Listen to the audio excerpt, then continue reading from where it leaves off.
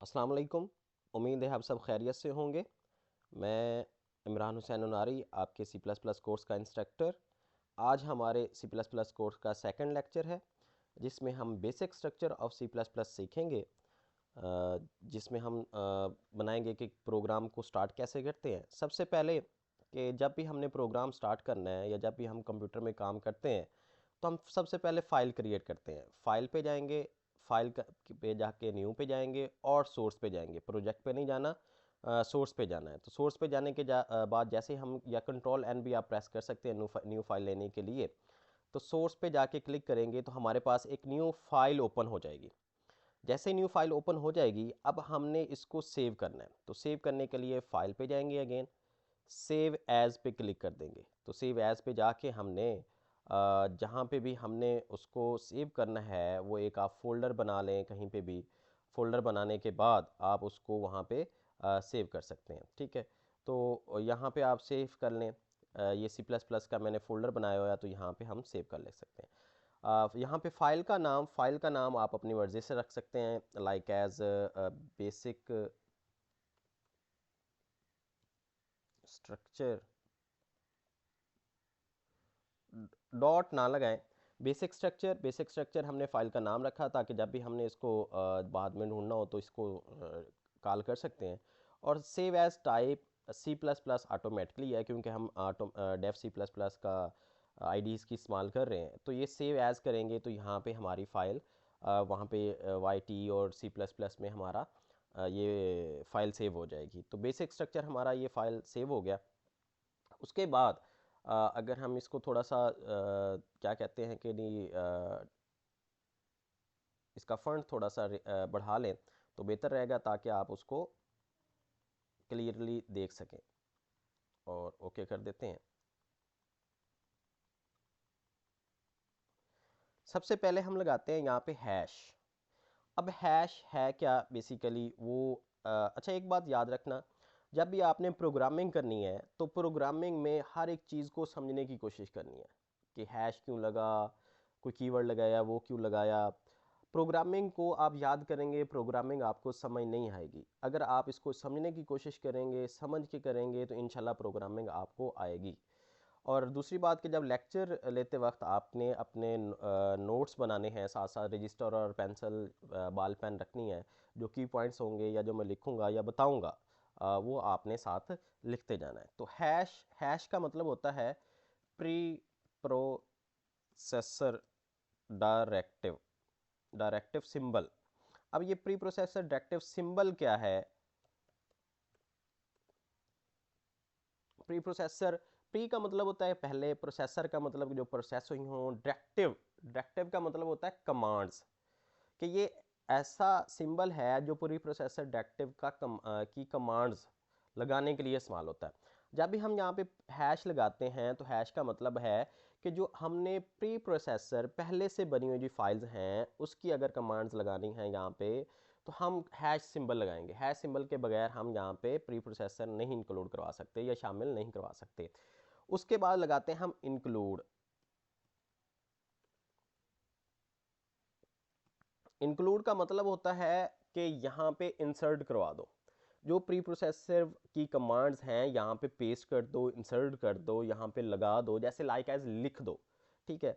और कौन सी हमने वो कमांड्स या कौन सी जहाँ कहाँ पे वो पड़ी हैं, किस फाइल में पड़ी हैं जो हमने यहाँ पे लिखनी है, तो एंगल ब्रैकेट और इनपुट आउटपुट स्ट्रीम ये हमने लगा देनी है, ठीक है। अब इस एक लाइन का बड़ा मकसद है कि हैश प्री प्रोसेसर डायरेक्टिव का सिंबल है। प्री प्रोसेसर डायरेक्टिव मतलब कि जो पहले से प्रोसेस हुई हुई कमांड हैं, पहले से बनाई हुई कमांड हैं। इंक्लूड का मतलब है कि इंसर्ट करवा दो, यहाँ पे लिख दो, यहाँ पे पेस्ट करवा दो। एंगल ब्रैकेट हम लगाते हैं हमारी जो स्टैंडर्ड लाइब्रेरी या फाइल, अगर हम सिस्टम की लाइब्रेरी या फाइल यहाँ पे लगाना चाहते हैं तो हम एंगल ब्रैकेट लगाते हैं।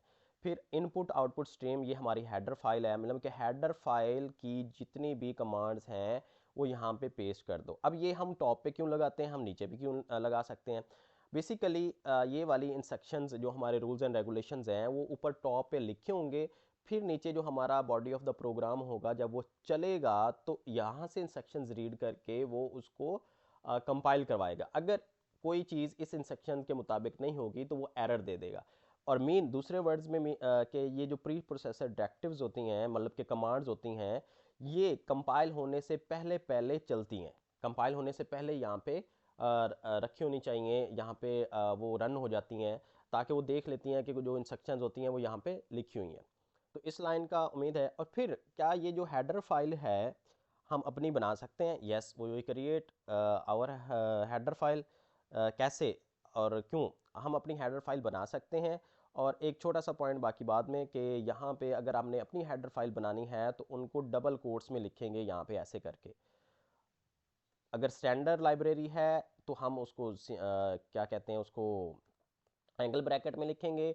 और अगर अपनी हेडर फाइल आपने कोई बनाई है, खा उसका कोई भी नाम हो, तो हम उसको डबल कोट्स के अंदर लिखेंगे। तो ये बात हमेशा याद रखिएगा। फिर यहाँ पे जो new Dev C plus plus में लगाते हैं, या डेव सी प्लस प्लस में अगर हम कोड कर रहे हैं, तो डॉट एच लगाने की ज़रूरत नहीं है। उसके हेडर फाइल आमतौर पे डॉट एच भी लगता है, तो वो लगाने की ज़रूरत नहीं है। नीचे वाली line, using name space S T D. अब इस लाइन का एक बड़ा मकसद है कि हम ये क्यों लगाते हैं। ये यूजिंग का मतलब तो पता है कि आपने इस्तेमाल करो। नेम स्पेस क्या होती हैं? नेम स्पेस का मतलब होता है एक लॉजिकल कंटेनर होता है, जिसके अंदर हमारे आइडेंटिफायर्स होल्ड करके रखे होते हैं। हमने आइडेंटिफायर्स में आपके कीवर्ड्स जो हमने होल्ड करके रखे होते हैं। और वो कीवर्ड्स कौन से होते हैं जो हम अपने प्रोग्रामिंग में यूज़ करते हैं। यहाँ पे हम ऊपर टॉप पे ही बता देते हैं कि जी वो जो हमारे कीवर्ड्स हैं, जो कंटेनर लॉजिक कंटेनर के अंदर से पड़े हैं, वो जो पड़े हैं वो ही आपने इस्तेमाल करने हैं। इसके अलावा आपने कोई इस्तेमाल नहीं, लाइक एज जैसे हम सी इन सी आउट, या ये जैसे इंक्लूड लगाया, ये आपने यही इस्तेमाल करने हैं। इनका आपको पता होना चाहिए कि कौन सा आइडेंटिफायर क्या काम करता है। वो सेम ही आपने लिखना है, आपने अपनी तरफ से चेंज करके नहीं लिखना। और स्टैंडर्ड का मुताबिक होता है कि जो सी प्लस प्लस ने खुद स्टैंडर्डाइज या स्टैंडर्ड हमें दिया है कि जी जैसे सी इन को सी इन सी आई एन ही लिखना है, सी आउट को सी आउट ही लिखना है, तो वही आप लिखेंगे। इसके अलावा अपना खुद से कोई नेम स्पेस नहीं देंगे। जो खुद से जो आइडेंटिफायर्स हैं वो आप नहीं दे सकते, स्टैंडर्ड आइडेंटिफायर आपने यूज़ करने हैं। तो इस वजह से ये लाइन हम ऊपर टॉप पे लिख लेते हैं, बजाय इसके बार बार हर एक के साथ S T D colon colon और आगे वो स्टैंडर्ड लिखें। तो हम टॉप पे ही बता देते हैं कि जी हम स्टैंडर्ड जो नेम स्पेस हैं, स्टैंडर्ड जो आइडेंटिफायर्स हैं वो हम यूज़ करेंगे। ठीक है। इसके बाद हम लिखते हैं अनटीजर। अनटीजर क्या है यहाँ पे, और ये फंक्शन हम बनाने लेंगे अनटीजर मेन, और यहाँ पे ये ब्रैकेट और कर्ली ब्रेसेस। बेसिकली हमारा जो प्रोग्राम है, जो हम अपना प्रोग्राम लिखते हैं, वो यहाँ पे इंटीजर मेन के लिखते हैं। ये बॉडी ऑफ द प्रोग्राम है। हमारा प्रोग्राम जो होता है वो यहाँ से रन होता है, यहाँ से चलता है। या जो हम अपना प्रोग्राम लिखते हैं या प्रोग्रामिंग करते हैं वो इंटीजर मेन के अंदर लिखते हैं। अब यहाँ पे इंटीजर क्या चीज़ है, मेन क्या चीज़ है? Integer use basically return type है यहाँ पे। मतलब कि फंक्शन अगर कोई चीज़ रिटर्न करेगा तो वो इंटीजर टाइप की रिटर्न करेगा, इसके अलावा कोई रिटर्न नहीं कर सकता। अगर आप कोई भी चीज़ रिटर्न नहीं करना चाहते तो आप नहीं भी लिखेंगे। सी में आप वाइड लिख लेते थे, लेकिन यहाँ पे वाइड नहीं चलता। यहाँ पे आप कुछ भी डाटा टाइप जो होगी, जो रिटर्न टाइप होगी, वो नहीं लिखोगे तो कुछ भी रिटर्न फंक्शन नहीं करेगा। रिटर्न का मतलब है कि जब फंक्शन अदर कहीं पे हम कॉल करेंगे, ये तो प्री डिफाइंड फंक्शन है वैसे भी, तो वो अपने साथ क्या चीज़ लाएगा, ये रिटर्न टाइप होती है। आगे जाके फंक्शन में हम इसको मज़ीद डिटेल के साथ पढ़ेंगे। अब मेन क्या है? मेन हमारे पास एक फंक्शन है। हमें कैसे पता चला फंक्शन के? अगर शुरू में कुछ डाटा टाइप आ जाए, आगे कोई नाम आ जाए, और फिर अगर ब्रैकेट आ जाए, छोटी ब्रैकेट, तो इट्स मीन दैट कि वो फंक्शन है। मेन एक प्री डिफाइंड फंक्शन है, पहले से डिफाइन शुदा फंक्शन है। जहाँ से मेन जब फंक्शन लगता है तो यहाँ से हमारा प्रोग्राम स्टार्ट होता है। आगे ये कर्ली ब्रेसेस हमारी बॉडी होती है, इसमें हम प्रोग्राम लिखते होते हैं। तो ये हमारा हर जो हम सी प्लस प्लस का कोड लिखेंगे उसमें ये बेसिक स्ट्रक्चर लाजमन आना है। अगर आप एग्ज़ाम और व्यू से देख रहे हैं तो ये आम तौर पे 1 या 2 नंबर का ये बेसिक स्ट्रक्चर भी होता है। लेकिन एक बात याद रखना कि आपको ये सारी चीज़ें पता होनी चाहिए कि हैश क्यों लगाया है, इंक्लूड क्यों लगाया है, एंगल ब्रैकेट क्यों लगी है। ये हेडर फाइल जो है ये इनपुट आउटपुट स्ट्रीम के लिए, मतलब कि जो आप इनपुट और आउटपुट की जितनी भी चीज़ें लिखते हैं, आगे हम लिखेंगे, तो वो इधर से इसके रूल्स एंड रेगुलेशंस हर एक चीज़ यहाँ से आएगी। ठीक है। अब अगर हमारा कुछ प्रिंट आउट करवाना चाहते हैं, यूज़र को दिखाना चाहते हैं कि आपने क्या प्रिंट किया, या यहाँ पे कुछ हम प्रिंट कराना चाहते हैं, तो ये सी आउट हम स्टैंडर्ड यूज़ करेंगे, सी आउट कीवर्ड आइडेंटिफायर यूज़ करेंगे। और फिर लेस देन और लेस देन लिखेंगे, और डबल कोट्स लिखेंगे। डबल कोट्स का मतलब है कि जो कुछ भी आप एज इट इज़, मतलब कि वेरिएबल की वैल्यू नहीं, आप एज इट इज़ प्रिंट करवाना चाहते हैं, जैसे welcome to the Techlight academy and C plus plus course. अगर हम ये लिखें तो ये एज इट इज़ वहाँ पे प्रिंट होगा, इसमें कोई लॉजिक नहीं इम्प्लीमेंट होगी, कोई एक्सप्रेशन सॉल्व नहीं होगा। और अगर हम यहाँ पे ये वाला सी आउट लिखने के बाद हर एक स्टेटमेंट के एंड पे सेमी कॉलन लगाते हैं, यहाँ पे भी हमने लगाया, यहाँ पे भी सेमी कॉलन लगाया। अब यहाँ पे सेमी कॉलन क्यों नहीं लगाया? स्टेटमेंट होती है एक कंप्लीट लाइन, ये भी एक कंप्लीट लाइन थी, ये भी एक कंप्लीट लाइन है, फंक्शन के आगे हम यहाँ पे नहीं लगाते। तो ये स्टेटमेंट के एंड पे हम लगाते हैं, इसको स्टेटमेंट टर्मिनेटर भी बोलते हैं। ठीक है। टर्मिनेटर मतलब कि ख़त्म करने वाला स्टेटमेंट, एक कंप्लीट लाइन के बाद हम सेमी कॉलन लाजमन लगाते हैं। यहाँ पे इस वजह से नहीं लगा कि ये स्टेटमेंट नहीं है, यहाँ पे आपने हेडर फाइल इंक्लूड करवाई है, इंसर्ट करवाई है, तो इस वजह से हम ये स्टेटमेंट नहीं है, तो यहाँ पे सेमी कॉलन लगा। फिर हमने कहा कि पीछे पहले भी पढ़ा कि हमें जब भी हम प्रोग्राम बनाते हैं तो हमें डिफरेंट सॉफ्टवेयर की ज़रूरत पड़ती है, कंपाइल करने की इसको ज़रूरत पड़ती है। अगर कोई एरर आए तो वो डिबगर रन करता है, अगर लाइब्रेरी इंक्लूड करवानी है तो वो लिंकर के थ्रू होता है। अब ये एक बात ये याद रखना कि ये हमने लिंक नहीं की, बेसिकली ये भी याद रखना कि ये जो हेडर फाइल हमने लगाई है ये लिंक नहीं की, ये यहाँ पे एज हमने पेस्ट की है। पेस्ट का मतलब है कि इसका जो भी कमांड्स हैं वो यहाँ पे पेस्ट हुई हुई हैं अब, और यहाँ से वो इसको चलाएगा।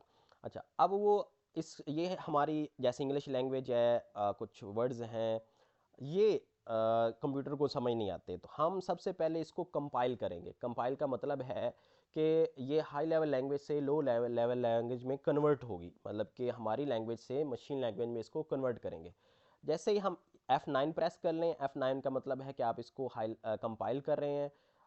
और कंपाइलर जो होता है वो एज ए होल कंपाइल करता है, मीन के पूरी की पूरी फाइल को, ये सारी फाइल को इकट्ठा ही कंपाइल कर देता है। हम जैसे इसको F9 पे या यहाँ पे कंपाइल पे क्लिक करेंगे तो ये इसको कंपाइल करेगा। कंपाइल का मतलब है कि इसको कन्वर्ट करेगा, अगर कोई एरर होगा तो इसको वो कन्वर्ट नहीं करेगा, वो बताएगा कि फलां जगह पे एरर है।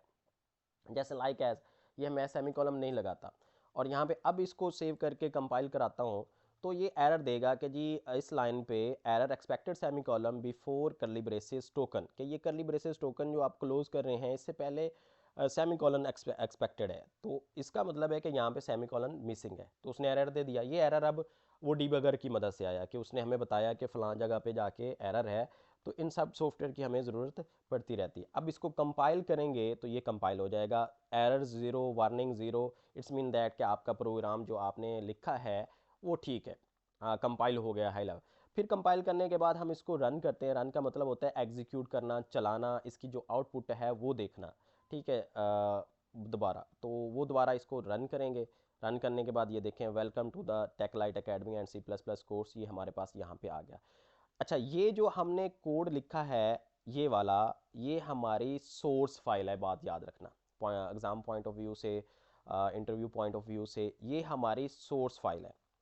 और ये जो हम ब्लैक स्क्रीन है ये हमारी एग्जी फाइल है। इसमें हमारा रिज़ल्ट दिखता है, हम रिज़ल्ट चलाते हैं, इसमें हम कोड लिखते हैं, इसमें हम चेंजिंग नहीं कर सकते। हमारा जैसे like as front end view है कह लें, या जो हमारा रिज़ल्ट होता है वो नज़र आ रहा होता है। और अगर इसको ये देखें, अगर यहाँ पे ये सी प्लस प्लस का है, तो हम अगर इसको यहाँ पे जाके देखें, किधर गया, यहाँ पे, तो इसके अंदर ये देखें, ये बेसिक स्ट्रक्चर, ये एग्जी फाइल बन गई, ये बेसिक स्ट्रक्चर की सोर्स फाइल बन गई, दोनों फाइल बनी। अगर इसको हम चलाने की कोशिश करें तो वो गेट सी एच नहीं लगाया हुआ, इस वजह से वो मतलब बिलिंग करके छोड़ गया। तो वो रिज़ल्ट हमें वहाँ से भी दिखाता है। तो ये हमने किसी भी चीज़ को प्रिंट आउट करने के लिए यहाँ पे सी आउट किया। अब एक बात, फिर दूसरी बात के जो सी प्लस प्लस की एक्सटेंशन है वो डॉट सी पी पी है। F9 इसकी शॉर्टकट कंपाइल करने के लिए, F10 रन करने के लिए। अगर आप इसको कंपाइल और रन इकट्ठा करना चाहते हैं तो वो भी कर सकते हैं। आप F11 प्रेस करके कंपाइल और रन इकट्ठा भी कर सकते हैं। मीन के अलग अलग कंपाइल और अलग अलग इसको रन नहीं करना चाहते तो कंपाइल और रन इकट्ठा भी कर सकते हैं। इस उम्मीद है आपको इस लेक्चर की समझ आ गई होगी। फिर अगेन से कह रहा हूँ कि आपने हर एक चीज़ को समझने की कोशिश करनी है और उसको उसका पर्पस जानने की कोशिश करनी है कि क्या है, क्यों लगाया, इसका क्या मकसद है। आप कोई भी लैंग्वेज एक दफ़ा कर लें तो बाकी सारी लैंग्वेज का जो कह लें कि जी 70 60 70% आपको आ जाता है, क्योंकि उसके अलावा जो लॉजिक होता है वो सबका एक जैसा होता है। बाकी डिफरेंट लैंग्वेज डिफरेंट पर्पज़ के लिए बनाई गई हैं, वो उसमें इस्तेमाल होती है। थोड़ा सा सिंटैक्स का फ़र्क होता है। दो चीज़ें, प्रोग्रामिंग को आपने समझने की कोशिश करना है, उसको याद करने की कोशिश नहीं करनी, क्योंकि इसमें एक थोड़ा सा भी चेंज हो जाए तो सारा प्रोग्राम चेंज हो जाता है। दूसरी चीज़ कि आपने लेक्चर लेते हुए अपनी बाल पेन और रजिस्टर साथ रखना है ताकि आप उसको क्या कर सकें, नोट कर सकें। उम्मीद है आपको समझ आ गई होगी। अगर फिर भी कोई प्रॉब्लम है तो आप कमेंट कर सकते हैं और आप चैनल्स को सब्सक्राइब कर दें, बेल आइकन को दबा दें ताकि आने वाली वीडियोस आप देख सकें। इंशाल्लाह नेक्स्ट लेक्चर हमारा वेरिएबल्स पे होगा और उसको हम इन डिटेल देखेंगे और डिफरेंट चीज़ों पे। तो तब तक के लिए अल्लाह हाफिज़। इसको ज़रूर सुनिएगा और इसको इम्प्लीमेंट भी करने की कोशिश कीजिएगा।